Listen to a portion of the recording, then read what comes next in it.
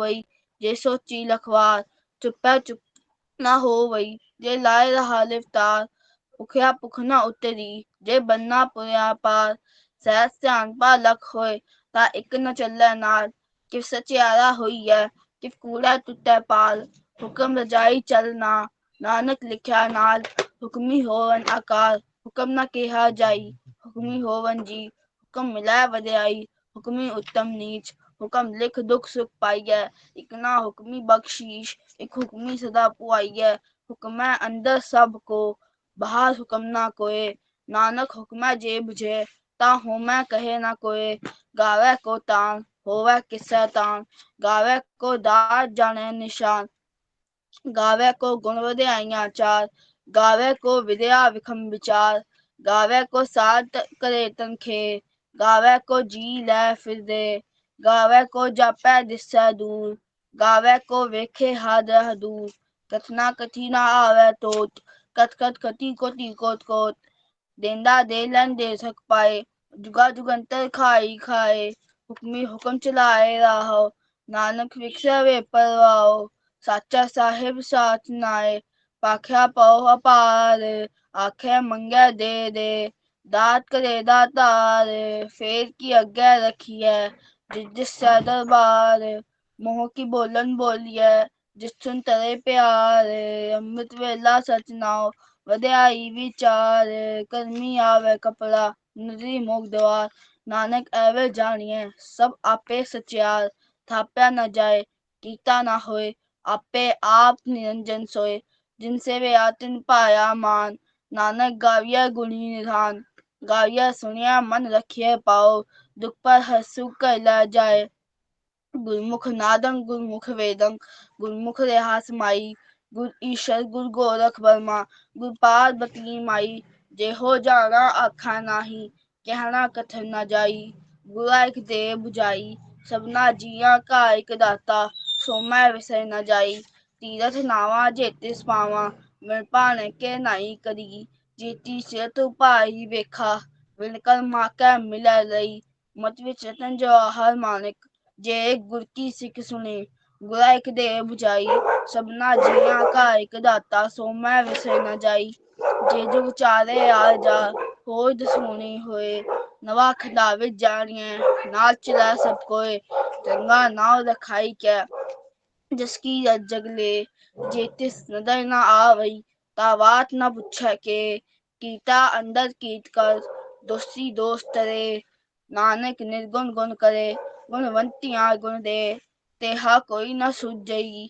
जेतिस गुण कोई करे, सुने सिद्ध पीर सुनाथ, सुने तत्तबल आकाश, सुने दीप लो पाताल, सुने पौ न सकै काल, नानक पक्ता सदा विगास, सुने दुख पाप का नाश, सुने ईश्वर ब्रह्मा इंद्र, सुने मुख सलाहन मन, सुने जोग जुगत तन पेद, सुने शास्त्र सिमरत वेद, नानक पक्ता सदा विगास, सुने दुख पाप का नाश, सुने सत्संतोख ज्ञान, सुने अक्षत का स्नान, सुने पल पल पावे मान, सुने लागे सहज ध्यान, नानक पक्ता सदा विगास, सुने दुख पाप का नाश, सुने सदा गुना के गाहा, सुने शेख पीर पातशाह, सुने अंधे पावे राह, सुने हाथ होवे असगाह, नानक पक्ता सदा विगास, सुने दुख पाप का नाश, मन्ने की गत कही न जाए,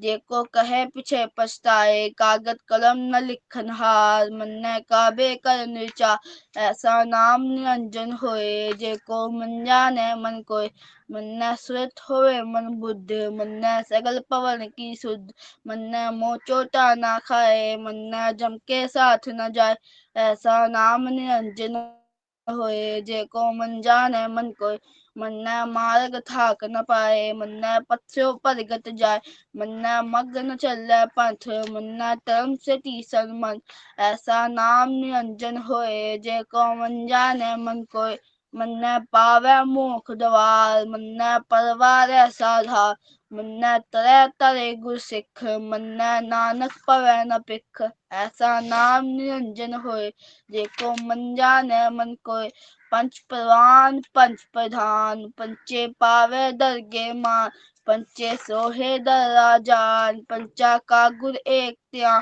जेको कहे करे विचार, करते के करना नाही सुमार, तोल तरम दया का पूसन तोक थाप रखिया जिनसु, जेको भुजा होए सचियार, तोला ऊपर केता पा, धरती होर परा होर, तिसते पार तलाया कवन जोर, जी जात रंगा कै नाव, सबना लिखिया उड़ी कलाम, ए लेखा लिख जाने कोय, लेखा लिखिया केता होय, केता तान सवाल्यो रूप, केती दा जाने कौन कूट, कीता पसाओ एको कवा, तिसते होए लख दरियाओ, कुदरत कवन कहाँ विचार, वारा न जावा एक बार, जो तुर पावै साई पलिका, तू सदा सलामत निरंकार, असंख जप असंख पाओ, असंख पूजा असंख तपताओ, असंख ग्रंथ मुख वेद पाठ, असंख जोग मन रहे उदास, असंख भगत गुण ज्ञान विचार, असंख सती असंख दाता, असंख सूरमो पख सार, असंख मोन लिव लायता, कुदरत कवन कहाँ विचार, वारे न जावा एक बार, जो तुध पावै साई पलिका, तू सदा सलामत निरंकार, असंख मूर्ख अंध को, असंख चोर हराम खोर, असंख अमर कर जाए जोर, असंख गलवर हत्या कमाए, असंख पापी पाप कर जाए, असंख कुड़ियार कुड़े फिराए, असंख मलेच्छ मल पख खाए, असंख निंदक सिर करे पा, नानक नीच कहे विचार, वारे न जावा एक बार, जो तुझ पावै साई पलिका, तू सदा सलामत निरंकार, असंख नाव असंख थाव, अगम अगम असंख लो, असंख कह सिर पार होए, अखरी नाम अखरी सालाहा, अखरी ज्ञान गीत गुण गाहा, अखरी लिखन बोलन बान, अखरा से संजोग वखान, जेने लिखे तिसे नाए, जे फुलमाए तिप तिप पाए, जेता कीता तेता नाओ, विणना मैं नाही को थाओ, कुदरत कवन कहाँ विचा, वार न जावा एक बार, जो तुध पावै साई पलिका, तू सदा सलामत निरंकार, भरिया हथ पैर तंदे, पानी तोतै उतरस खे, मूत पलीती कप्पल होए, देसा बुन लइया हो तोय, परिया मत पापा कै संग, ओ तो पहनावे के रंग, पुन्नी पापी आखन नाए, कर कर करना लिख लै जाओ, आपे बीज आपे ही खाओ, नानक हुक्मी आवो जाओ, तीरथ तप दया ददान, जेको पावै तिल का मान, सुनया मनया मन कीता पाओ, अंतरगत तीरथ में नाओ, सब गुण तेरे में नाही कोय, विण गुण कीते भगत ना होय, स्वस्थ आद बाणी बरमाओ, सत सुहान सदा मन चाओ, कवन सुवेला वकत कवन कवन थित कवन वार, कवन सिरुति मा कवन जित हो आहाकार, वेल ना पाइया पंडती जे होवै लेख पुराण, वकत न पायो कादिया जे लिखन लेख कुरान, थित वार ना जोगी जानै रुत महाना कोय, जाकर तासी ठीको साजै आपे जानै सोय, किव करे आखा किव सलाही क्यों वरी किव जाना, नानक आखन सबको आखै इक दो इक सियाणा, वड्डा साहिब वड्डी नाई कीता जाका होवै, नानक जेको आपो जानै अगे ज्ञाना सो है, पाताला पाताल लखा गास आगास, ओढ़क ओढ़क पाल तके वेद कहे लिगवात, सहस अठारह कहन कतेबा असलु इक धात, लेखा होय ता लिखिए लेखै होय विनाश, नानक वड्डा आखिए आपे जाने आप, साला ही सालाह, एती सुरत ना पाइयां, नदियां अते वाह, पवै समुन ना जानिए, समुन सा सुल्तान, गहरा सेती माल तन, कीड़ी तुलना हो बनी, जे तिस मनो ना विसरै, अंत न सिफती कहन ना अंत, अंत न करना दे ना अंत, अंत न वेखन सुनन ना अंत, अंत न जापे क्या मन मंत, अंत न जापे कीता आकार, अंत न जापे पारावार, अंत कारण के ते बिलाए, ताके अंत न पाए जाए, ए अंत न जाने कोय, बहुता कहिए बहुता होय, वड्डा साहिब ऊंचा थाओ, ऊंचे ऊपर ऊंचा नाव, एवड ऊंचा होवै कोय, तिस ऊंचे को जाने सोय, जेवड आप जाने आप नानक नदरी करमी दाल, ਬਹੁਤਾ ਕਰਮ ਲਿਖਿਆ ਨਾ ਜਾਏ, ਵੱਡਾ ਦਾਤਾ ਤੇ ਨਾ ਤਮਾਏ। ਕਿਤੇ ਮੰਗੇ ਜੋਦ ਅਪਾਰ, ਕਿਤਿਆਂ ਗੜਤ ਨਹੀਂ ਵਿਚਾਰ, ਕਿਤੇ ਖਪ ਟੁੱਟੇ ਵੇਕਾਰ, ਕਿਤੇ ਲੈ ਲੈ ਮੁੱਕਰ ਪਾਏ, ਕਿਤੇ ਮੂੰਹ ਰਖਾਈ ਖਾਏ। ਕਿਤਿਆਂ ਦੁੱਖ ਭੁੱਖ ਸਦਮਾ ਰਹਿ ਵੀ ਦਾ ਤੇਰੀ ਦਾਤਾਰ, ਬੰਦ ਖਲਾਸੀ ਪਾਣਾ ਹੋਏ, ਹੋਰ ਆਖ ਨਾ ਸਕੇ ਕੋਏ। ਜੇ ਕੋ ਖਾਏ ਕੇ ਆਖਣ ਪਾਏ, ਉਹ ਜਾਣੇ ਜਿਤਿਆਂ ਮੂੰਹ ਖਾਏ। ਆਪੇ ਜਾਣੇ ਆਪੇ ਦੇ, ਆਖੇ ਸੇ ਬੀ ਕੇ ਈ ਕੇ, ਜਿਸਨੂੰ ਬਖਸ਼ੈ ਸਿਫਤ ਸਲਾਹਾ, ਨਾਨਕ ਪਾਤਸ਼ਾਹੀ ਪਾਤਸ਼ਾਹ। ਅਮੁੱਲ ਗੁਣ ਅਮੁੱਲ ਵਾਪਾਰ, ਅਮੁੱਲ ਵਾਪਾਰੀ ਹੈ ਅਮੁੱਲ ਭੰਡਾਰ। ਅਮੁੱਲ ਆਵੈ ਅਮੁੱਲ ਲੈ ਜਾਏ, ਅਮੁੱਲ ਪਾਏ ਅਮੁੱਲ ਅਸਮਾਏ। ਅਮੁੱਲ ਧਰਮ ਅਮੁੱਲ ਦੀਵਾਨ, ਅਮੁੱਲ ਤੁਲ ਅਮੁੱਲ ਪ੍ਰਵਾਨ, ਅਮੁੱਲ ਬਖਸ਼ੀਸ ਅਮੁੱਲ ਨਿਸ਼ਾਨ, ਅਮੁੱਲ ਕਰਮ ਅਮੁੱਲ ਫੁਰਮਾਨ। ਅਮੁੱਲੋ ਮੁੱਲ ਆਖਿਆ ਨਾ ਜਾਏ, ਆਖ ਆਖ ਰਹੇ ਲਿਵ ਲਾਏ। ਆਖੇ ਵੇਦ ਪਾਠ ਪੁਰਾਣ, ਆਖੇ ਪੜੇ ਕਰੇ ਵਖਿਆਨ। ਆਖੇ ਬਰਮੇ ਆਖੇ ਇੰਦ, ਆਖੇ ਗੋਪੀ ਤੇ ਗੋਬਿੰਦ। ਆਖੇ ਈਸਰ ਆਖੇ ਸਿੱਧ, ਆਖੇ ਕੇਤੇ ਕੀਤੇ ਬੁੱਧ। ਆਖੇ ਦਾਨਵ ਆਖੇ ਦੇਵ, ਆਖੇ ਸੁਨਰ ਮੁੰਜਨ ਸੇਵ। ਕੇਤੇ ਆਖੇ ਆਖਣ ਪਾਏ, ਕੇਤੇ ਕਹਿ ਉਠ ਉਠ ਜਾਏ। ਏਤੇ ਕੀਤੇ ਹੋਰ ਕਰੇ, ਤਾਂ ਆਖ ਨਾ ਸਕੈ ਕੇ ਕੇ। ਜੇ ਵਡ ਭਾਵੈ ਤੇ ਵਡ ਹੋਏ, ਨਾਨਕ ਜਾਣੈ ਸਾਚਾ ਸੋਏ। ਜੇ ਕੋ ਆਖੈ ਬੋਲ ਵਿਗਾੜ, ਤਾ ਲਿਖਿਆ ਸਿਰ ਗਾਵਾਰਾ ਗਾਵਾਰ। ਸੋ ਦਰ ਕੇਹਾ ਸੋ ਕਰ ਕੇਹਾ, ਚਿਤਬੈ ਸਰਬ ਸਮਾਲੇ। ਵਾਜੇ ਨਾਦ ਅਨੇਕ ਸੰਖਾ, ਕੇਤੇ ਵਾਵਣ ਹਾਰੇ। ਕੇਤੇ ਰਾਖ ਬਰੀਸਿਓ ਕਹੀਐਨ, ਕੇਤੇ ਗਾਵਣ ਹਾਰੇ। ਗਾਵੈ ਤੁਧੋ ਪਉਣ ਪਾਣੀ ਬੈ ਸੰਤਨ, ਗਾਵੇ ਰਾਜਾ ਧਰਮ ਦੁਆਰੇ। ਗਾਵੈ ਚਿਤ ਗੁਪਤ ਲਿਖ ਜਾਣੈ, ਲਿਖ ਲਿਖ ਧਰਮ ਵਿਚਾਰੇ। ਗਾਵੈ ਈਸਰ ਬ੍ਰਹਮਾ ਦੇਵੀ, ਸੋਹਨ ਸਦਾ ਸਵਾਰੇ। ਗਾਵੈ ਇੰਦ ਇੰਦਾਸਨ ਬੈਠੇ, ਦੇਵ ਦੀ ਆਦਰ ਨਾਲੇ। ਗਾਵੈ ਸਿੱਧ ਸਮਾਧੀ ਅੰਦਰ, ਗਾਵਨ ਸਾਧ ਵਿਚਾਰੇ। ਗਾਵੈ ਜਤੀ ਸਤੀ ਸੰਤੋਖੀ, ਗਾਵੈ ਵੀਰ ਕਰਾਰੇ। ਗਾਵਨ ਪੰਡਤ ਵਰਨ ਰਖੀਸਰ, ਜੁਗ ਜੁਗ ਵੇਦਾਂ ਨਾਲੇ। ਗਾਵੈ ਮੋਹਣੀਆ ਮਨਮੋਹਨ, ਸੁਰਗ ਮਚ ਪਿਆਲੇ। ਸੁਰਗਾ ਮਚ ਪਿਆਲੇ। ਗਾਵਨ ਰਤਨ ਉਭਾਏ ਤੇਰੇ, ਅਠਰ ਤੀਰਥ ਨਾਲੇ। ਗਾਵੈ ਜੋਧ ਮਹਾਬਲ ਸੂਰਾ, ਗਾਵੈ ਖਾਣੀ ਚਾਰੇ। ਗਾਵੈ ਖੰਡ ਮੰਡਲ ਬਰਪੰਡਾ, ਕਰ ਕਰ ਰੱਖੇ ਤਾਰੇ। ਸਈ ਤੁਧ ਨੂੰ ਗਾਵੈ, ਜੋ ਤੁਧ ਭਾਵਨ ਰਤੇ ਤੇਰੇ ਭਗਤ ਰਸਾਲੇ। ਹੋਰ ਕੇਤੇ ਗਾਵਨ, ਸੇ ਮੈਂ ਚਿਤ ਨ ਆਵਨ, ਨਾਨਕ ਕਿਆ ਵਿਚਾਰੇ। ਸੋਈ ਸੋਈ ਸਦਾ ਸਚ ਸਾਹਿਬ, ਸਾਚਾ ਸਾਚੀ ਨਾਈ। ਹੈ ਬੀ ਹੋਸੀ ਜਾਏ ਨ ਜਾਸੀ, ਰਚਨਾ ਜਿਨ ਰਚਾਈ। ਰੰਗੀ ਰੰਗੀ ਭਾਤੀ ਕਰ ਕਰ, ਜਿਨਸੀ ਮਾਇਆ ਜਿਨ ਪਾਈ। ਕਰ ਕਰ ਵੇਖੈ ਕੀਤਾ ਆਪਣਾ, ਜਿਵ ਤਿਸ ਦੀ ਵਡਿਆਈ। ਜੋ ਤਿਸ ਪਾਵੈ ਸੋਈ ਕਰਸੀ, ਹੁਕਮ ਨਾ ਕਰਨਾ ਜਾਈ। ਸੋ ਪਾਤਸ਼ਾਹ ਸਹਾ ਪਾਤਸ਼ਾਹਿਬ, ਨਾਨਕ ਰਹਿਣ ਰਜਾਈ। ਮੁੰਦਾ ਸੰਤੋਖ ਸਰਮ ਪਦ ਚੋਲੀ, ਧਿਆਨ ਕੀ ਕਰੈ ਵਿਭੂਤ। ਖਿੰਤਾ ਕਾਲ ਕੁਆਰੀ ਕਾਇਆ, ਜੁਗਤ ਡੰਡਾ ਪ੍ਰਤੀਤ। ਆਈ ਪੰਥੀ ਸਗਲ ਜਮਾਤੀ, ਮਨ ਜੀਤੇ ਜਗ ਜੀਤ। ਆਦੇਸ ਤਿਸੈ ਆਦੇਸ, ਆਦ ਨੀਲ ਨਾਦ ਅਨਾਹਤ। ਜੁਗ ਜੁਗ ਏਕੋ ਵੇਸ, ਭੁਗਤ ਗਿਆਨ ਦਿਆ ਭੰਡਾਰਨ। ਕਟ ਕਟ ਵਾਜੈ ਨਾਦ, ਆਪ ਨਾਥ ਨਾ ਧੀਸਰ ਜਾਕੀ। ਰਿਛੇ ਦਵਰਾ ਸਾਧ, ਸੰਜੋਗ ਵਿਜੋਗ ਦੁਹਿ ਕਾਰ ਚਲਾਵੈ। ਲੇਖੇ ਆਵੈ ਭਾਗ, ਆਦੇਸ ਤਿਸੈ ਆਦੇਸ। ਆਦ ਨੀਲ ਨਾਦ ਅਨਾਹਤ, ਜੁਗ ਜੁਗ ਏਕੋ ਵੇਸ। ਏਕਾ ਮਾਈ ਜੁਗਤ ਵਿਆਈ, ਤਿਨ ਚੇਲੇ ਪਰਵਾਨ। ਇਕ ਸੰਸਾਰੀ ਇਕ ਭੰਡਾਰੀ, ਇਕ ਲਾਏ ਦੀ ਬਾਣ। ਜਿਵ ਤਿਸ ਭਾਵੈ ਤਿਵੈ ਚਲਾਵੈ, ਜਿਵ ਹੋਵੈ ਫੁਰਮਾਨ। ਉਹ ਵੇਖੈ ਉਹ ਨਾਨਕ ਨਾਵੈ, ਬਹੁਤਾ ਏ ਵਿਡਾਣ। ਆਦੇਸ ਤਿਸੈ ਆਦੇਸ, ਆਦ ਨੀਲ ਨਾਦ ਅਨਾਹਤ। ਜੁਗ ਜੁਗ ਏਕੋ ਵੇਸ, ਆਸਰ ਲੋਏ ਲੋਏ ਭੰਡਾਰ। ਜੋ ਕਿਛ ਪਾਇਆ ਸੋ ਏਕਾ ਵਾਰ, ਕਰ ਕਰ ਵੇਖੈ ਸਿਰਜਨਹਾਰ। ਨਾਨਕ ਸੱਚੇ ਕੀ ਸਾਚੀ ਕਾਰ, ਆਦੇਸ ਤਿਸੈ ਆਦੇਸ। ਆਦ ਨੀਲ ਨਾਦ ਅਨਾਹਤ, ਜੁਗ ਜੁਗ ਏਕੋ ਵੇਸ। ਇਕ ਦੂਜੀ ਬੋ ਲੱਖ ਹੋਵੈ, ਲੱਖ ਹੋਵੈ ਲੱਖ ਵੀਸ। ਲੱਖ ਲੱਖ ਗੇੜਾ ਆਖੀਐ, ਏਕ ਨਾਮ ਜਗਦੀਸ। ਏਤਰਾ ਪਥ ਪਵੜੀਆ, ਚੜੀਐ ਹੋਏ ਇਕੀਸ। ਸੁਣ ਗੱਲਾਂ ਆਕਾਸ ਕੀ ਢਾਈ ਰੀਸ। ਨਾਨਕ ਨਦਰੀ ਪਾਈਐ, ਕੂੜੀ ਕੂੜੈ ਠੀਸ। ਆਖੜ ਜੋਰ ਜੁਬੈ ਨ ਜੋਰ, ਜੋਰ ਨ ਮੰਗਣ ਦੇ ਨ ਜੋਰ। ਜੋਰ ਨ ਜੀਵਨ ਮਰਨ ਨ ਜੋਰ, ਜੋਰ ਨ ਰਾਜ ਮਾਲ ਮਨਸੂਰ।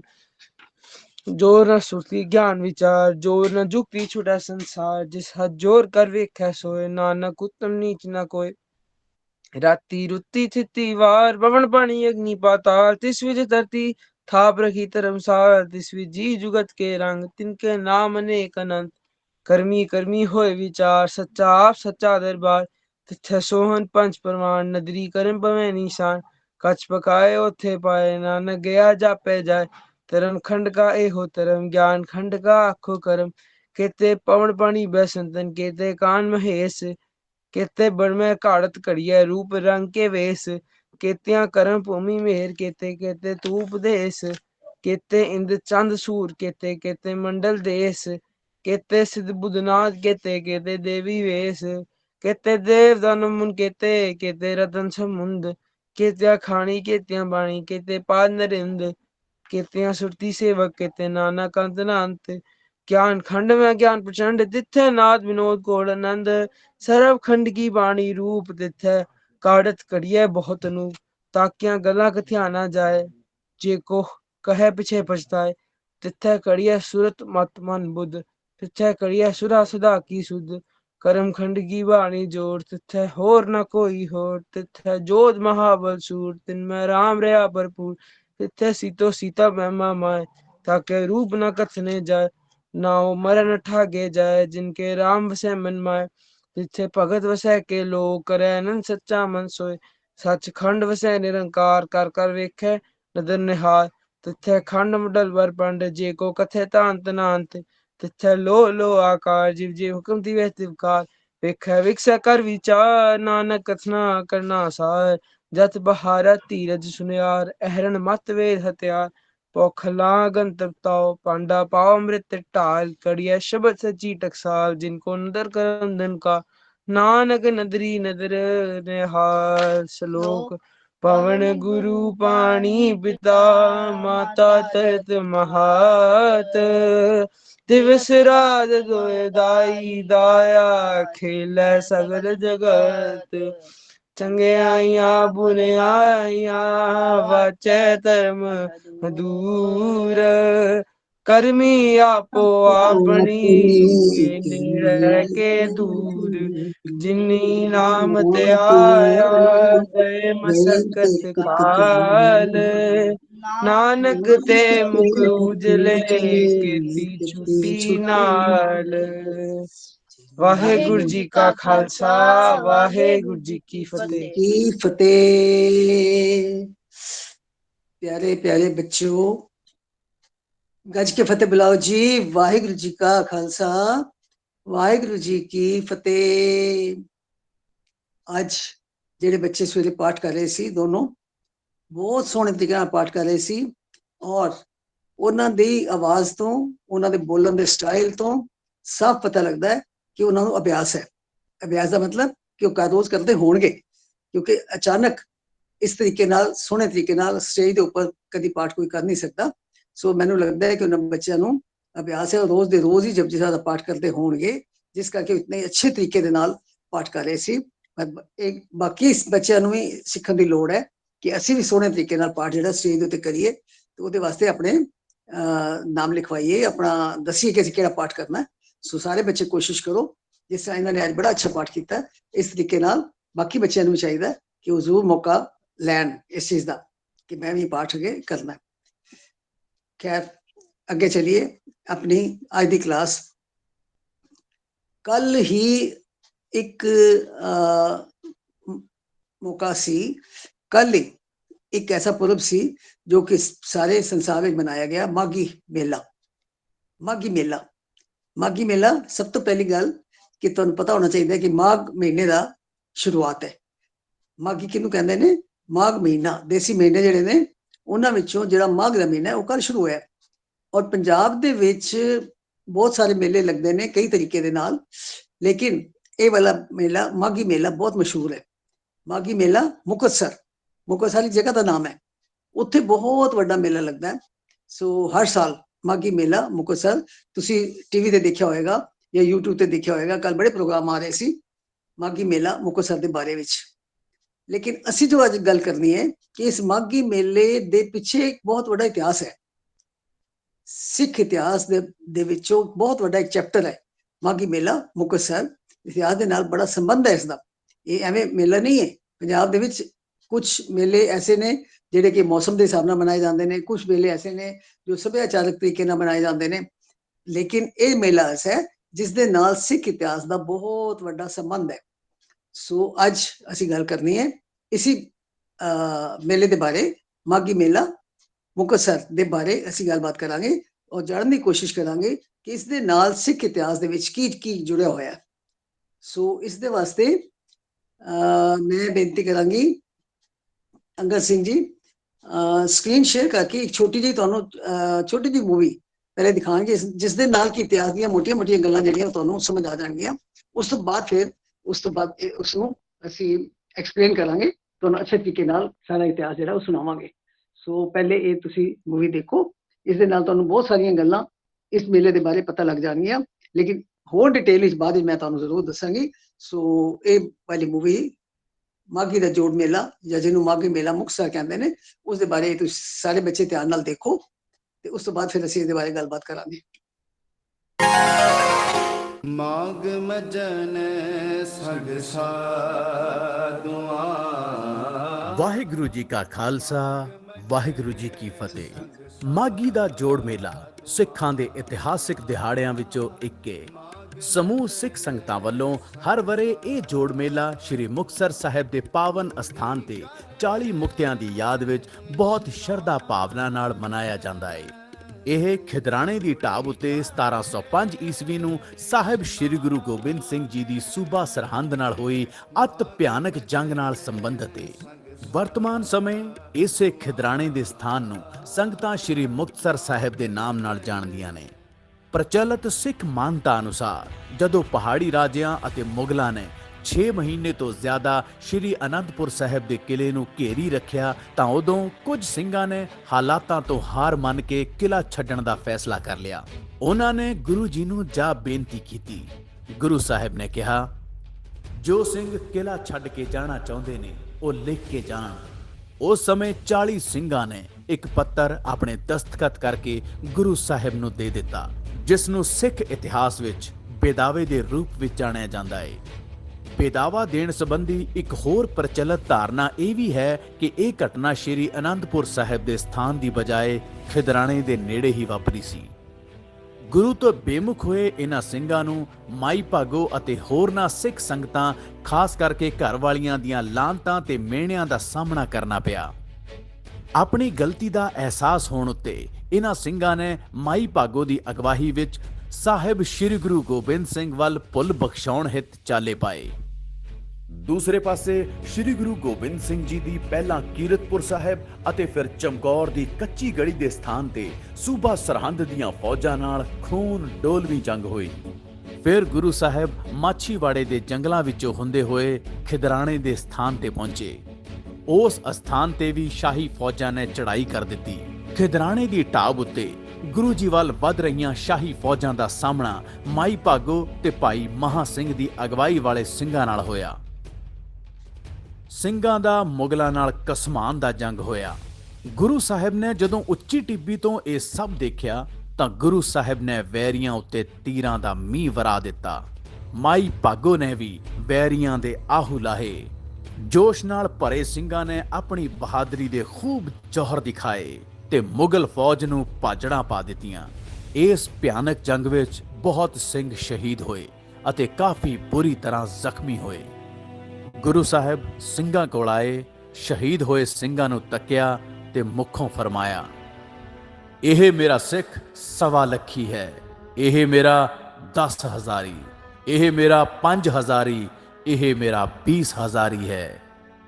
ਗੁਰੂ ਸਾਹਿਬ ਜ਼ਖਮੀ ਹਾਲਤ ਵਿੱਚ ਪਏ ਭਾਈ ਮਹਾ ਸਿੰਘ ਕੋਲ ਗਏ। ਉਹਨਾਂ ਭਾਈ ਮਹਾ ਸਿੰਘ ਦੇ ਸਿਰ ਨੂੰ ਆਪਣੀ ਗੋਦ 'ਚ ਲਿਆ ਤੇ ਫਰਮਾਇਆ, ਮਹਾ ਸਿੰਘ ਮੰਗ ਲਵੋ, ਅੱਜ ਜੋ ਵੀ ਮੰਗੋਗੇ ਮਿਲੇਗਾ।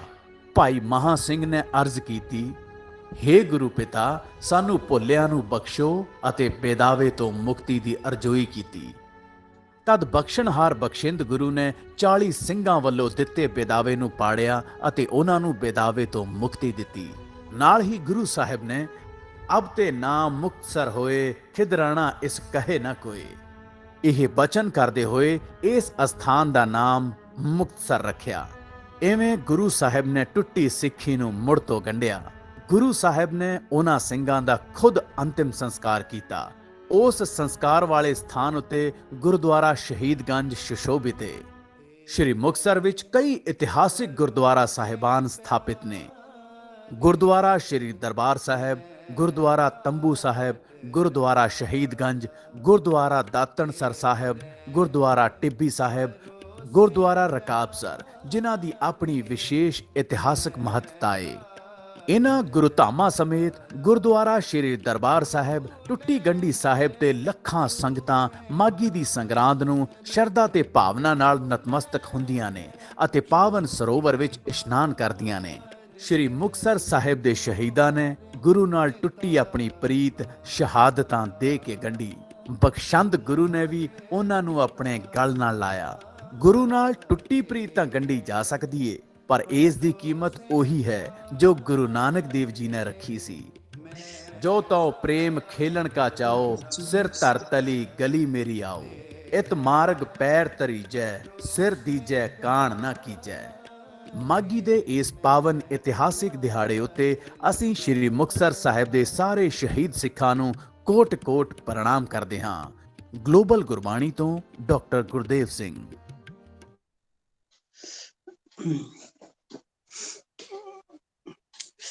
ਹਾਂਜੀ ਪਿਆਰੇ ਬੱਚੋ, ਇਸ ਦੇ ਵਿੱਚ ਤੁਸੀਂ ਦੇਖਿਆ ਬੜੀ ਥੋੜੇ ਸਮੇਂ ਦੇ ਵਿੱਚ ਇਸ ਇਤਿਹਾਸਕ ਦਿਨ ਦੇ ਬਾਰੇ ਤਾਂ ਮੋਟੀਆਂ-ਮੋਟੀਆਂ ਗੱਲਾਂ ਜਿਹੜੀਆਂ ਤੁਹਾਨੂੰ ਦੱਸੀਆਂ ਗਈਆਂ। ਸੋ ਅੱਜ ਅਸੀਂ ਇਹਦੇ ਬਾਰੇ ਥੋੜੀ ਡਿਟੇਲ ਵਿੱਚ ਗੱਲ ਕਰਾਂਗੇ ਕਿ ਅਸੀਂ ਅਰਦਾਸ ਜਦੋਂ ਕਰਦੇ ਹਾਂ ਤੇ ਅਰਦਾਸ ਵਿੱਚ ਅਸੀਂ ਯਾਦ ਕਿਹਨੂੰ ਕਰਦੇ ਹਾਂ? ਪੰਜ ਪਿਆਰੇ, 4 ਸਾਹਿਬਜ਼ਾਦੇ, 40 ਮੁਕਤੇ।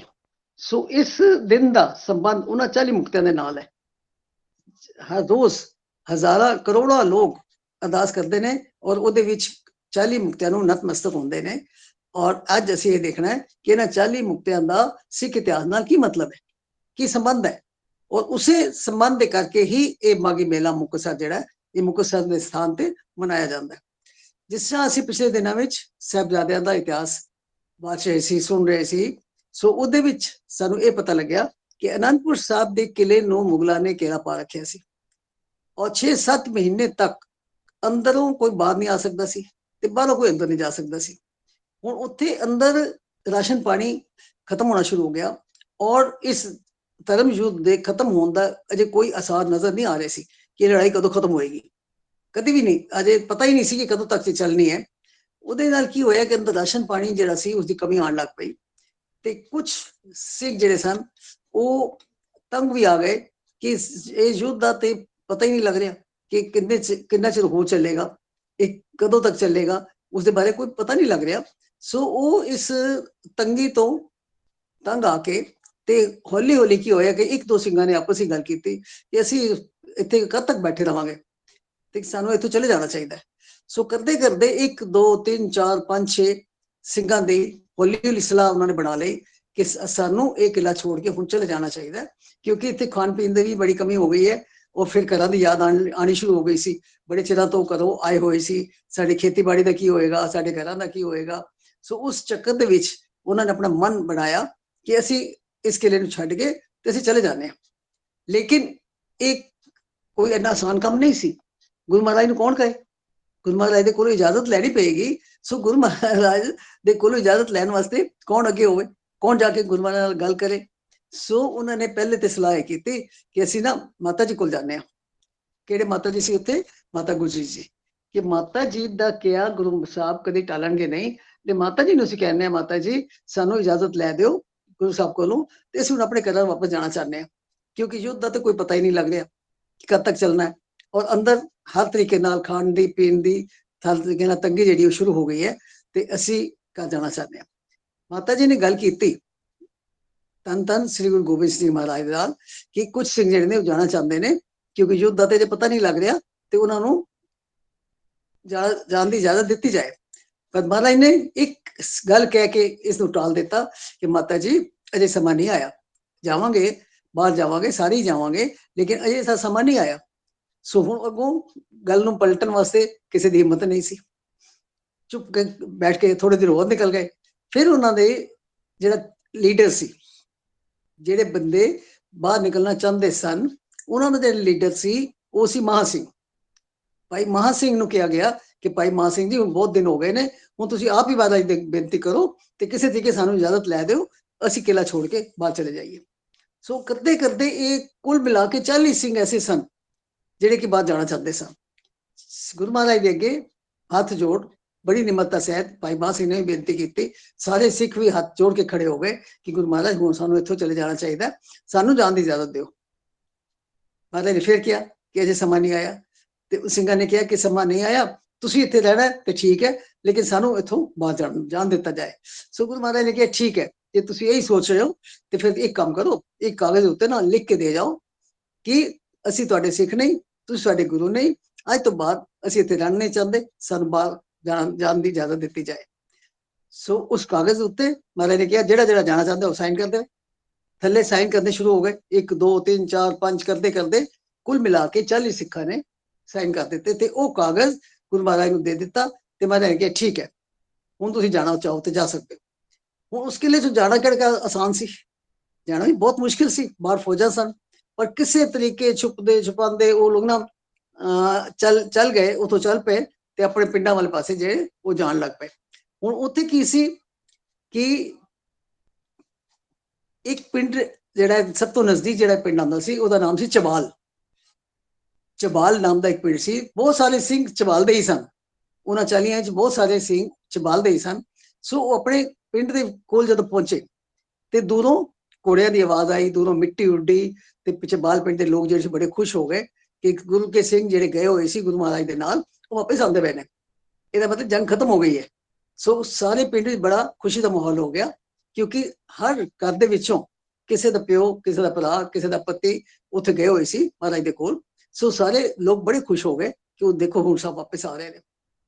ਸੋ ਸਾਰੇ ਇਕੱਠੇ ਹੋ ਗਏ ਇੱਕ ਜਗ੍ਹਾ ਦੇ ਉੱਤੇ ਔਰ ਉਡੀਕਣ ਲੱਗੇ ਕਿ ਜਿਹੜੇ ਆਵਾਜ਼ਾਂ ਆਉਂਦੀਆਂ ਨੇ ਘੋੜਿਆਂ ਦੀਆਂ ਇਹ ਕਦੋਂ ਨੇੜੇ ਆਣਗੇ, ਇਹ ਹੈ ਤੇ ਸਾਡੇ ਸਿੰਘ ਨੇ, ਜੇ ਵਾਪਸ ਆ ਰਹੇ ਨੇ ਸਾਡੇ ਸਿੰਘ ਨੇ। ਸੋ ਇਹਨਾਂ ਨੂੰ ਇਹਨਾਂ ਦਾ ਸਵਾਗਤ ਕਰਨਾ ਚਾਹੀਦਾ ਕਿ ਵਾਪਸ ਆ ਰਹੇ ਨੇ। ਲੇਕਿਨ ਹੋਇਆ ਉਲਟਾ ਕਿ ਜਿਉਂ ਨੇੜੇ ਆਏ ਤੇ ਉਹਨਾਂ ਨੇ ਦੇਖਿਆ ਕਿ ਸਿੰਘ ਤੇ ਆ ਰਹੇ ਨੇ ਪਰ ਮਹਾਰਾਜ ਤੇ ਹੈ ਹੀ ਨਹੀਂ, ਮਹਾਰਾਜ ਤੇ ਇਹਨਾਂ ਨਾਲ ਹੈਗੇ ਹੀ ਨਹੀਂ। ਸੋ ਥੋੜੀ ਨਿਰਾਸ਼ਾ ਹੋਣੀ ਸ਼ੁਰੂ ਹੋ ਗਈ।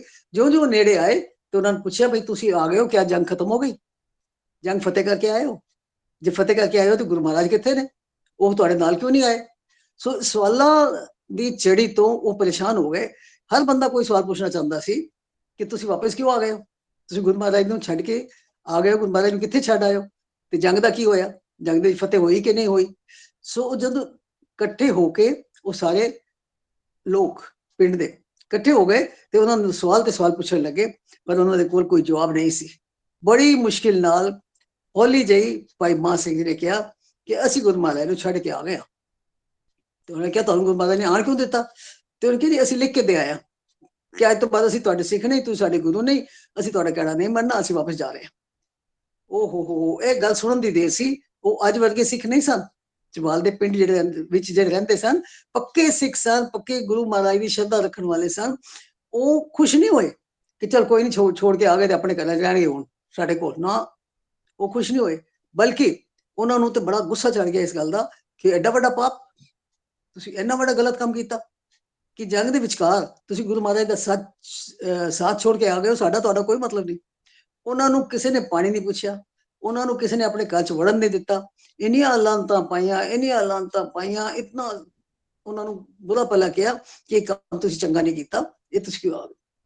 ਖੈਰ ਬੜੇ ਸ਼ਰਮਿੰਦੇ ਹੋ ਗਏ ਵਿਚਾਰੇ, ਕਿਉਂਕਿ ਇੱਕ ਵੀ ਬੰਦਾ ਐਸਾ ਨਹੀਂ ਸੀ ਚਬਾਲ ਪਿੰਡ ਦਾ ਜਿਹਨੇ ਕਿਹਾ ਹੋਵੇ ਕਿ ਚੰਗਾ ਕੀਤਾ ਤੁਸੀਂ ਆ ਗਏ।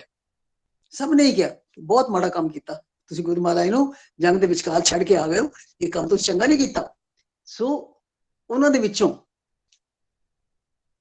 ਇੱਕ ਬੀਬੀ ਸੀ, ਉਹ ਬੀਬੀ ਉਸ ਪਿੰਡ ਚਬਾਲ ਪਿੰਡ ਦੀ ਰਹਿਣ ਵਾਲੀ ਸੀ। ਉਹਦੀ ਸ਼ਾਦੀ ਹੋ ਗਈ ਸੀ ਕਿਸੇ ਨਾਲ ਦੇ ਦੂਸਰੇ ਪਿੰਡ ਵਿੱਚ, ਔਰ ਬਾਈ ਚਾਂਸ ਉਹਨਾਂ ਦਿਨਾਂ ਚੋਂ ਆਪਣੇ ਪੇਕੇ ਘਰ ਆਈ ਹੋਈ ਸੀ।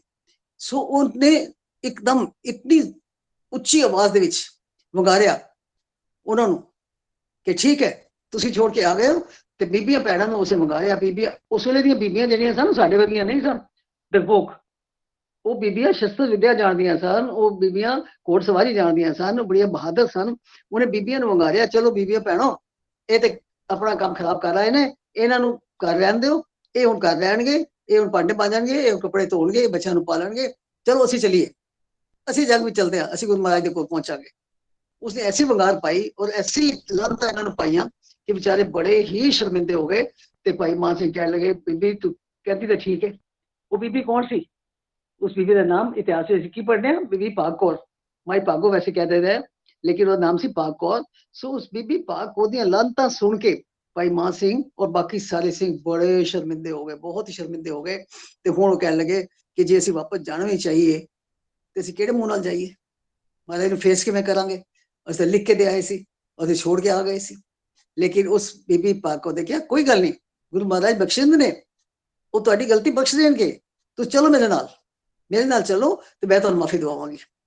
ਖੈਰ ਉਸਦੀ ਅਗਵਾਈ ਦੇ ਵਿੱਚ ਉਹ ਚੱਲ ਪਏ, ਸਾਰੇ ਸਿੰਘ ਜਿਹੜੇ ਚੱਲ ਪਏ। ਫਿਰ ਪਤਾ ਕੀਤਾ ਗਿਆ ਕਿ ਹੁਣ ਮਹਾਰਾਜ ਕਿੱਥੇ ਨੇ, ਕਿਉਂਕਿ ਕਾਫੀ ਟਾਈਮ ਨਿਕਲ ਚੁੱਕਾ ਸੀ। ਤੇ ਮਹਾਰਾਜ ਫਿਰ ਕਿੱਥੇ ਗਏ, ਉਸ ਤੋਂ ਬਾਅਦ ਹੁਣ ਕਿੱਥੇ ਮਿਲਣਗੇ? ਸੋ ਕਰਦਿਆਂ ਕਰਦਿਆਂ ਪਤਾ ਲੱਗਾ ਕਿ ਮਹਾਰਾਜ ਤੇ ਕਿਲਾ ਛੋੜ ਕੇ, ਜਿਵੇਂ ਅਸੀਂ ਪਿੱਛੇ ਸਾਰਾ ਇਤਿਹਾਸ ਪੜ੍ਹਿਆ ਸੁਣਿਆ ਕਿ ਸਰਸਾ ਨਦੀ, ਫਿਰ ਚਮਕੌਰ, ਫਿਰ ਮਾਛੀਵਾੜਾ, ਫਿਰ ਦੀਨਾ ਕਾਂਗੜ, ਇਸਾ ਕਰਦੇ ਕਰਦੇ ਸੋ ਉਹਨਾਂ ਨੂੰ ਪਤਾ ਲੱਗਿਆ ਕਿ ਖਿਦਰਾਣਾ, ਇੱਕ ਜਗ੍ਹਾ ਦਾ ਨਾਮ ਹੈ ਖਿਦਰਾਣਾ। ਸੋ ਮਹਾਰਾਜ ਖਿਦਰਾਣੇ ਪਹੁੰਚ ਗਏ ਨੇ, ਔਰ ਖਿਦਰਾਣੇ ਵਿੱਚ ਮੁਗਲਾਂ ਨੇ ਫਿਰ ਹਮਲਾ ਕਰ ਦਿੱਤਾ ਔਰ ਉੱਥੇ ਬੜੀ ਜ਼ੋਰ ਦੀ ਜੰਗ ਚੱਲ ਰਹੀ ਹੈ। ਖਿਦਰਾਣੇ ਵਿੱਚ ਜੰਗ ਚੱਲ ਰਹੀ ਹੈ ਬੜੀ ਜ਼ੋਰ ਦੀ। ਸੋ ਉਸ ਖਿਦਰਾਣੇ ਵਾਲੇ ਪਾਸੇ ਉਹ ਬੀਬੀ ਭਾਗੋ ਚੱਲ ਪਈ ਅੱਗੇ ਅੱਗੇ, ਉਹ ਲੀਡਰ ਬਣ ਕੇ, ਔਰ ਸਾਰੇ ਸਿੱਖ ਜਿਹੜੇ ਛੋੜ ਕੇ ਆਏ ਸਨ 40 ਦੇ 40 ਉਹਦੇ ਪਿੱਛੇ ਪਿੱਛੇ ਤੇ ਪਹੁੰਚ ਗਏ ਕਿੱਥੇ? ਖਿਦਰਾਣੇ। ਖਿਦਰਾਣੇ ਦੀ ਢਾਬ ਉਹਨੂੰ ਕਿਹਾ ਜਾਂਦਾ ਸੀ ਉਸ ਵਕਤ। ਢਾਬ ਦਾ ਮਤਲਬ ਪਾਣੀ, ਜਿੱਥੇ ਪਾਣੀ ਮਿਲ ਜਾਏ ਆਰਾਮ ਨਾਲ। ਢਾਬ ਉੱਥੇ ਪਿੰਡਾਂ ਦੇ ਵਿੱਚ ਐਸੀ ਜਗ੍ਹਾ ਹੁੰਦੀ ਸੀ ਜਿੱਥੇ ਬਾਰਿਸ਼ ਦੇ ਪਾਣੀ ਨੂੰ ਇਕੱਠਾ ਕੀਤਾ ਜਾਂਦਾ ਸੀ, ਉਹਨੂੰ ਢਾਬ ਕਹਿੰਦੇ ਸਨ। ਸੋ ਉਸ ਜਗ੍ਹਾ ਤੇ ਗੁਰੂ ਮਹਾਰਾਜ ਜਿਹੜੇ ਨੇ ਉਹ ਜੰਗ ਦੇਖ ਰਹੇ ਸਨ ਉੱਤੇ ਬੈਠ ਕੇ, ਔਰ ਮੁਗਲਾਂ ਦੇ ਨਾਲ ਜੰਗ ਚੱਲ ਰਿਹਾ ਸੀ। ਮਹਾਰਾਜ ਉੱਚੀ ਜਗ੍ਹਾ ਤੇ ਬੈਠੇ ਸਨ। ਸੋ ਮਹਾਰਾਜ ਨੇ ਉੱਤੋਂ ਹੀ ਦੂਰੋਂ ਵੇਖਿਆ ਕਿ ਮਾਈ ਭਾਗੋ ਆ ਰਹੀ, ਇੱਕ ਬੀਬੀ ਆ ਰਹੀ ਅੱਗੇ ਅੱਗੇ, ਤੇ ਉਹਦੇ ਪਿੱਛੇ ਸਿੰਘ ਆ ਰਹੇ ਨੇ, ਔਰ ਉਹ ਆ ਕੇ ਤੇ ਇਸ ਜੰਗ ਦੇ ਵਿੱਚ ਸ਼ਾਮਲ ਹੋ ਗਏ ਨੇ। ਸੋ ਉਹਨਾਂ ਨੇ, ਮਹਾਰਾਜ ਨੇ ਜਦੋਂ ਦੇਖਿਆ ਨਾ, ਬੜੇ ਹੈਰਾਨ ਹੋ ਗਏ ਕਿ ਇਹ ਤੇ ਉਹੀ ਸਿੰਘ ਨੇ, ਇਹ ਤਾਂ ਉਹੀ ਸਿੰਘ ਨੇ ਜਿਹੜੇ ਅਨੰਦਪੁਰ ਦੇ ਕਿਲੇ ਵਿੱਚੋਂ ਛੋੜ ਕੇ ਚਲੇ ਗਏ ਸੀ, ਔਰ ਦੇਖੋ ਆ ਰਹੇ ਨੇ। ਔਰ ਲੜਾਈ ਤੇ ਚੱਲ ਰਹੀ ਸੀ, ਜੰਗ ਚੱਲ ਰਹੀ ਸੀ। ਉਸ ਜੰਗ ਦੇ ਵਿੱਚ ਮਹਾਰਾਜ ਨੇ ਦੂਰੋਂ ਦੇਖਿਆ ਇੱਕ ਇੱਕ ਕਰਕੇ ਸਾਰੇ ਸਿੰਘ ਜਿਹੜੇ ਸੀ ਉਹ ਸ਼ਹੀਦ ਹੁੰਦੇ ਗਏ। ਪੂਰਾ ਮੈਦਾਨ ਲਾਸ਼ਾਂ ਦਾ ਭਰ ਗਿਆ, ਪੂਰਾ ਮੈਦਾਨ ਜਿਹੜਾ ਸੀ ਉਹ ਲਾਸ਼ਾਂ ਦੇ ਨਾਲ ਭਰ ਗਿਆ। ਔਰ ਉਸ ਵਕਤ ਦਾ ਇਹ ਰੂਲ ਹੁੰਦਾ ਸੀ ਕਿ ਲੜਾਈ ਜਿਹੜੀ ਹੈ ਉਹ ਸੂਰਜ ਦੇ ਹਿਸਾਬ ਨਾਲ ਚੱਲਦੀ ਸੀ। ਸੂਰਜ ਜਦੋਂ ਸ਼ਾਮ ਨੂੰ ਛੁਪ ਜਾਂਦਾ ਸੀ, ਲੜਾਈ ਨੂੰ ਬੰਦ ਕਰ ਦਿੱਤਾ ਜਾਂਦਾ ਸੀ। ਫਿਰ ਦੂਜੇ ਦਿਨ ਸਵੇਰੇ ਫਿਰ ਜਦੋਂ ਸੂਰਜ ਚੜ੍ਹਦਾ ਸੀ, ਫਿਰ ਦੁਬਾਰਾ ਤੋਂ ਲੜਾਈ ਸ਼ੁਰੂ ਹੁੰਦੀ ਸੀ। ਸੋ ਜਦੋਂ ਲੜਾਈ ਬੰਦ ਹੋ ਗਈ ਤੇ ਗੁਰੂ ਮਹਾਰਾਜ ਉਸ ਉੱਚੀ ਜਗ੍ਹਾ ਤੋਂ ਉਤਰ ਕੇ ਤੇ ਥੱਲੇ ਉਤਰ ਕੇ ਤੇ ਉਹਨਾਂ ਨੇ ਦੇਖਿਆ ਕਿ ਮੇਰੇ ਸਿੰਘ ਤੇ ਬੜੇ ਸਾਰੇ ਸ਼ਹੀਦ ਹੋਏ ਪਏ ਨੇ। ਬੜੇ ਖੁਸ਼ ਹੋਏ ਕਿ ਇਹ ਵਿਚਾਰੇ ਜਿਹੜੇ ਛੋੜ ਕੇ ਚਲੇ ਗਏ ਸੀ, ਇਹਨਾਂ ਨੂੰ ਪਛਤਾਵਾ ਹੋਇਆ, ਇਹ ਵਾਪਸ ਆ ਗਏ ਨੇ, ਔਰ ਇਹਨਾਂ ਨੇ ਆਪਣੀਆਂ ਜ਼ਿੰਦਗੀਆਂ, ਆਪਣੀਆਂ ਜਾਨਾਂ ਲੇਖੇ ਲਾ ਦਿੱਤੀਆਂ। ਇਸ ਯੁੱਧ ਵਿੱਚ ਉਹਨਾਂ ਦੀ ਜਾਨਾਂ ਜਿਹੜੀਆਂ ਸੀ ਉਹ ਲੇਖੇ ਲੱਗ ਗਈਆਂ ਨੇ। ਉਹ ਇੱਕ ਇੱਕ ਦੇ ਕੋਲ ਗਏ, ਉਹਨਾਂ ਨੂੰ ਪਿਆਰ ਕਰਦੇ ਗਏ, ਉਹਨਾਂ ਨੂੰ ਆਸ਼ੀਰਵਾਦ ਦਿੰਦੇ ਗਏ, ਸਾਰੇ ਸਿੰਘਾਂ ਦੀ ਸੰਭਾਲ ਕੀਤੀ। ਤੇ ਜਦੋਂ ਉੱਥੋਂ ਲੰਘ ਰਹੇ ਸਨ ਤੇ ਉਹਨਾਂ ਨੇ ਕੀ ਦੇਖਿਆ ਕਿ ਇੱਕ ਲਾਸ਼ ਜਿਹੜੀ ਉਹ ਹਿਲ ਰਹੀ ਸੀ, ਉਸਦੇ ਵੀ ਥੋੜੀ ਜਾਨ ਸੀ, ਅਜੇ ਉਸਦੀ ਜਾਨ ਹੈ ਸੀ। ਸੋ ਧਿਆਨ ਨਾਲ ਦੇਖ, ਖੂਨ ਨਾਲ ਲੱਥਪੱਥ, ਖੂਨ ਨਾਲ ਭਰੀ ਹੋਈ ਸੀ। ਮਹਾਰਾਜ ਨੇ ਆਪਣੇ ਰੁਮਾਲ ਨਾਲ ਮੂੰਹ ਸਾਫ਼ ਕੀਤਾ ਤੇ ਦੇਖਿਆ, ਓਹੋ ਇਹ ਤੇ ਭਾਈ ਮਾਨ ਸਿੰਘ ਹੈ, ਔਰ ਅਜੇ ਦੇ ਸਵਾਸ ਚੱਲ ਰਹੇ ਸੀ। ਮਹਾਰਾਜ ਉਹਦੇ ਕੋਲ ਬੈਠ ਗਏ ਤੇ ਉਸਦਾ ਸਿਰ ਗੋਦੀ ਵਿੱਚ ਰੱਖਿਆ ਤੇ ਉਸਨੇ ਕਿਹਾ, ਭਾਈ ਮਾਨ ਸਿੰਘ ਅੱਜ ਤੂੰ ਕੁਝ ਮੰਗ ਲੈ, ਤੁਸੀਂ ਬੜੀ ਬਹਾਦਰੀ ਨਾਲ ਲੜੇ ਹੋ ਸਾਰੇ, ਤੂੰ ਉਹਨਾਂ ਦਾ ਲੀਡਰ ਸੀ, ਸਾਰੇ ਤੇਰੇ ਨਾਲ ਦੇ ਜਿਹੜੇ ਸਿੰਘ ਆਏ ਨੇ ਉਹਨਾਂ ਨੇ ਬੜੀ ਬਹਾਦਰੀ ਦੇ ਨਾਲ ਮੁਕਾਬਲਾ ਕੀਤਾ, ਮੈਂ ਬਹੁਤ ਖੁਸ਼ ਹਾਂ, ਤੂੰ ਅੱਜ ਕੁਝ ਮੰਗ ਲੈ। ਹੁਣ ਭਾਈ ਮਾਨ ਸਿੰਘ ਦੇ ਸਵਾਸ ਅਜੇ ਚੱਲ ਰਹੇ ਸੀ। ਉਸਨੇ ਕਿਹਾ, ਮਹਾਰਾਜ ਜੇ ਤੁਸੀਂ ਸਾਨੂੰ ਮਾਫ ਕਰ ਦਿੱਤਾ, ਜੇ ਤੁਸੀਂ ਤੁਸ਼ਟੇ ਹੋ, ਜੇ ਤੁਸੀਂ ਕਿਰਪਾ ਦੇ ਘਰ ਵਿੱਚ ਆਏ ਹੋ, ਤੇ ਮੇਰੀ ਇੱਕੋ ਹੀ ਮੰਗ ਹੈ ਕਿ ਉਹ ਕਾਗਜ਼ ਜਿਹੜਾ ਸੀ ਜਿਹਦੇ ਤੇ ਅਸੀਂ ਲਿਖ ਕੇ ਦੇ ਕੇ ਆਏ ਸੀ, ਉਹ ਕਾਗਜ਼ ਜੇ ਮਿਲ ਜਾਏ ਤੇ ਮੇਰੇ ਸਾਹਮਣੇ ਤੁਸੀਂ ਉਸ ਨੂੰ ਫਾੜ ਦਿਓ। ਪਿਆਰੇ ਬੱਚਿਓ, ਕਿੰਨੀ ਹੈਰਾਨੀ ਦੀ ਗੱਲ ਹੈ ਕਿ ਉਹ ਕਾਗਜ਼ ਅਨੰਦਪੁਰ ਸਾਹਿਬ ਦੇ ਕਿਲੇ ਦੇ ਵਿੱਚ ਉਹਨਾਂ ਸਿੰਘਾਂ ਨੇ ਗੁਰੂ ਮਹਾਰਾਜ ਨੇ ਦਿੱਤਾ ਸੀ। ਉਸ ਤੋਂ ਬਾਅਦ ਕਿਤਨੇ ਖਰਾਬ ਹਾਲਾਤ ਹੋਏ, ਗੁਰੂ ਮਹਾਰਾਜ ਕਿਲਾ ਛੋੜ ਕੇ ਨਿਕਲੇ, ਸਰਸਾ ਨਦੀ ਪਾਰ ਕੀਤੀ, ਚਮਕੌਰ ਦੀ ਜੰਗ ਹੋਈ, ਮਾਛੀਵਾੜੇ ਗਏ, ਲੇਕਿਨ ਉਹ ਕਾਗਜ਼ ਉਹਨਾਂ ਨੇ ਆਪਣੇ ਕਮਰ ਕਸੇ ਦੇ ਵਿੱਚ ਸੰਭਾਲ ਕੇ ਰੱਖਿਆ ਹੋਇਆ ਸੀ। ਉਹ ਕਾਗਜ਼ ਉਹਨਾਂ ਸੁੱਟਿਆ ਨਹੀਂ ਸੀ। ਸੋ ਮਹਾਰਾਜ ਨੇ ਉਹ ਕਾਗਜ਼ ਆਪਣੇ ਕਮਰ ਕਸੇ ਦੇ ਵਿੱਚੋਂ ਕੱਢਿਆ ਤੇ ਭਾਈ ਮਾਨ ਸਿੰਘ ਨੂੰ ਕਿਹਾ, ਦੇਖ ਭਾਈ, ਇਹੀ ਸੀ ਨਾ ਜਿੱਥੇ ਤੁਸੀਂ ਸਾਈਨ ਕਰਕੇ ਦਿੱਤੇ ਸੀ, ਇਹੋ ਹੀ ਸੀ। ਉਹ ਕਹਿੰਦਾ, ਹਾਂ ਮਹਾਰਾਜ ਇਹੀ ਹੈ, ਜੇ ਤੁਸੀਂ ਸਾਨੂੰ ਮਾਫ ਕਰ ਦਿੱਤਾ ਤੇ ਇਸ ਕਾਗਜ਼ ਨੂੰ ਅੱਜ ਫਾੜ ਦਿਓ। ਮਹਾਰਾਜ ਨੇ ਭਾਈ ਮਾਨ ਸਿੰਘ ਦੇ ਸਾਹਮਣੇ ਉਸ ਕਾਗਜ਼ ਨੂੰ ਟੁਕੜੇ ਟੁਕੜੇ ਕਰ ਦਿੱਤਾ ਟੁਕੜੇ ਜਿਹੜੇ ਸੀ ਹਵਾ 'ਚ ਉੱਡ ਗਏ। ਭਾਈ ਮਾਨ ਸਿੰਘ ਜਿਹੜਾ ਸੀ ਕਹਿੰਦਾ ਹੁਣ ਮੈਂ ਸ਼ਾਂਤੀ ਨਾਲ ਮਰ ਸਕਾਂਗਾ, ਕਿਉਂਕਿ ਮੇਰੇ ਮਨ ਤੇ ਬੜਾ ਬੋਝ ਸੀ, ਮੈਂ ਬਹੁਤ ਵੱਡਾ ਪਾਪ ਕੀਤਾ ਤੇ ਮੇਰੇ ਪਾਪ ਦੀ ਜੇ ਤੁਸੀਂ ਮਾਫੀ ਦੇ ਦਿੱਤੀ ਹੈ ਤੇ ਮੈਂ ਹੁਣ ਬੜੀ ਸ਼ਾਂਤੀ ਦੇ ਨਾਲ ਮੈਂ ਹੁਣ ਮਰ ਸਕਦਾ। ਇਹ ਕਹਿੰਦੇ ਹੋਏ ਉਸਨੇ ਸਵਾਸ ਉਹਦੇ ਪੂਰੇ ਹੋ ਗਏ ਤੇ ਗੁਰੂ ਮਹਾਰਾਜ ਦੀ ਗੋਦ ਵਿੱਚ ਉਸਨੇ ਸਵਾਸ ਦੇ ਦਿੱਤੇ। ਉਸ ਤੋਂ ਬਾਅਦ ਮਹਾਰਾਜ ਨੇ ਉਸ ਦਾ ਵੀ ਤੇ ਬਾਕੀ ਸਿੰਘਾਂ ਦਾ ਵੀ ਆਪਣੇ ਹੱਥਾਂ ਨਾਲ ਸੰਸਕਾਰ ਕੀਤਾ। ਖੈਰ, ਤੇ ਨਾਲ ਹੀ ਵਰ ਕੀ ਦਿੱਤਾ ਸੀ, ਵਰ ਦਿੱਤਾ ਸੀ ਕਿ ਤੁਸੀਂ ਆਪਣੇ ਪਾਪ ਤੋਂ ਹੁਣ ਮੁਕਤ ਹੋ ਗਏ ਹੋ। ਭਾਈ ਮਾਨ ਸਿੰਘ ਨੇ ਕਿਹਾ ਮੇਰੇ ਸਿਰ ਤੇ ਬੜਾ ਬੋਝ ਹੈ, ਮੇਰੇ ਸਿਰ ਤੇ ਬੜਾ ਪਾਪ ਹੈ, ਲੇਕਿਨ ਮਹਾਰਾਜ ਨੇ ਕਿਹਾ ਤੁਸੀਂ ਉਸ ਪਾਪ ਤੋਂ ਮੁਕਤ ਹੋ ਗਏ ਹੋ, ਤੁਸੀਂ ਧਰਮ ਦੇ ਲੇਖੇ ਆਪਣੀਆਂ ਜਾਨਾਂ ਲਗਾ ਦਿੱਤੀਆਂ ਨੇ। ਸੋ ਤੁਹਾਨੂੰ ਮੈਂ ਕੀ ਵਰ ਦਿੰਦਾ, ਮੁਕਤੇ, ਕਿ 40 ਦੇ 40 ਸਿੰਘ ਤੁਸੀਂ ਹੁਣ ਮੁਕਤ ਹੋ ਗਏ ਹੋ। ਉੱਥੋਂ ਉਹਨਾਂ ਦਾ ਨਾਮ ਕੀ ਪੈ ਗਿਆ, 40 ਮੁਕਤੇ, 40 ਮੁਕਤੇ। ਦੂਸਰੀ ਗੱਲ, ਉਹ ਜਗ੍ਹਾ ਕਿਹੜੀ ਸੀ, ਖਿਦਰਾਣਾ, ਖਿਦਰਾਣੇ ਨਾਮ ਦਾ ਇੱਕ ਪਿੰਡ ਸੀ ਨਾ।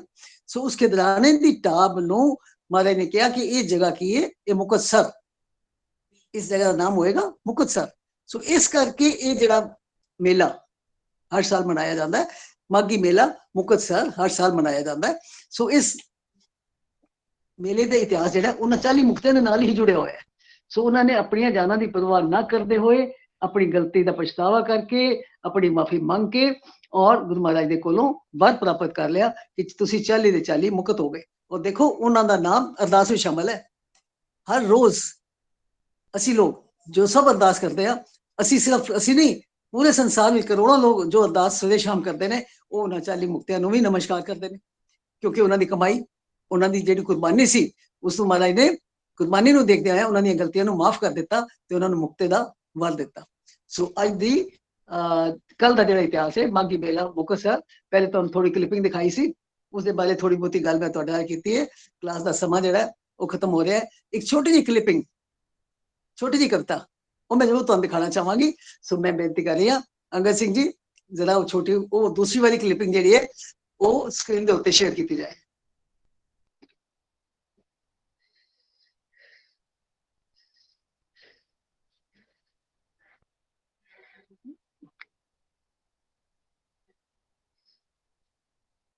हाँ जी, अंगद सिंह मेरी आवाज सुन रहे हो? तो कविता वाली जी है वो 1 मिनट स्क्रीन तो शेयर कर दो प्लीज।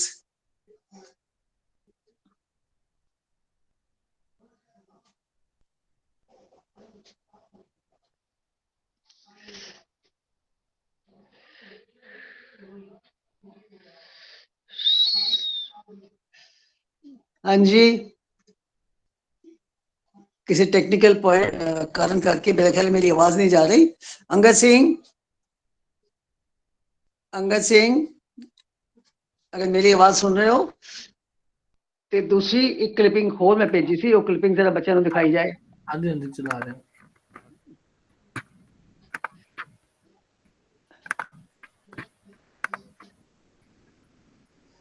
दीने तो फिर खदराने दी ताबत सतगुर आए, एथे जंग अखीरी जित्ती मुगल सारे घबराए, एथे ही बेदावे वाले सिंगा शहीदी पाई, कुरान फाड़ दिता बेदावा सारे गल मुकाए, मुक्त हो गए 40 मुक्ते, मुक्त हो गए 40 मुक्ते, वार दिती जिंदगानी, सुनो सुनावा गुरु गोबिंद सिंह जी दी अमर कहानी।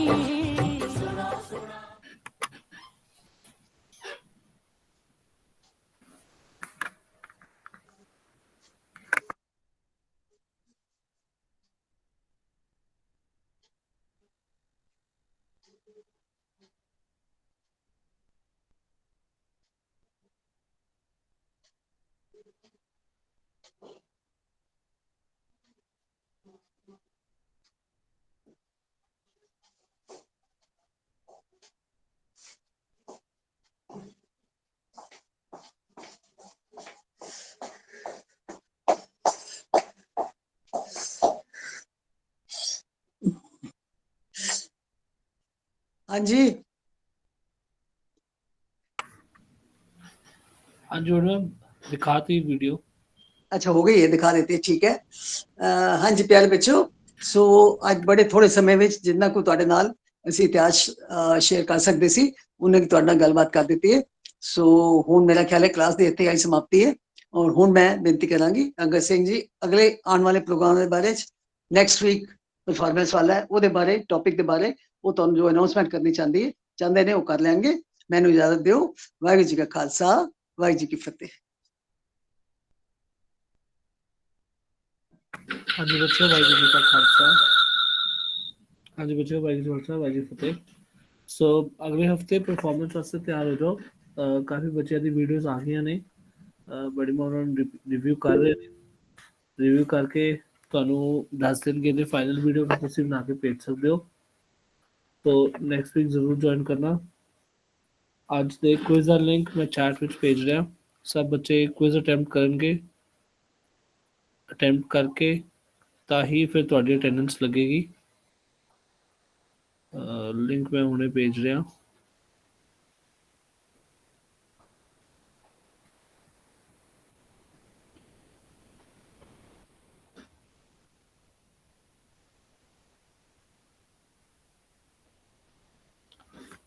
ਹਾਂਜੀ ਲਿੰਕ ਆ ਗਿਆ ਚੈਟ ਵਿੱਚ। ਸਭ ਬੱਚੇ ਫਟਾਫਟ ਕੁਇਜ਼ ਅਟੈਂਪਟ ਕਰ ਲਓ। ਕੁਇਜ਼ ਅਟੈਂਪਟ ਕਰਕੇ ਆਪਣੇ ਆਪ ਮੀਟਿੰਗ ਦੀ ਕਰਦੇ ਜਾਣਾ। ਨੈਕਸਟ ਵੀਕ ਮਿਲਦੇ ਹਾਂ ਆਪਾਂ।